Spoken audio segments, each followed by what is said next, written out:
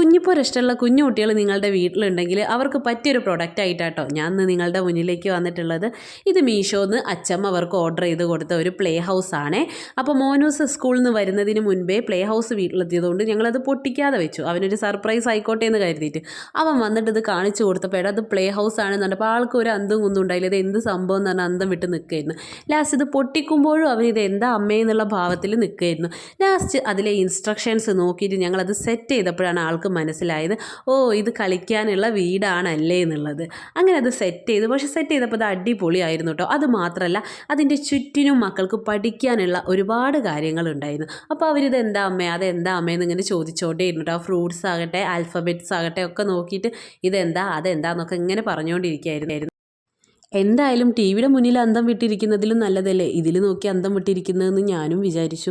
എന്തായാലും എനിക്ക് ഈ പ്രൊഡക്റ്റ് ഭയങ്കര ഇഷ്ടമായി, എൻ്റെ മക്കൾക്കും. അപ്പം നിങ്ങൾക്ക് ഈ വീഡിയോ ഇഷ്ടമായി ലൈക്ക് ചെയ്യാനും കമൻറ്റ് ചെയ്യാനും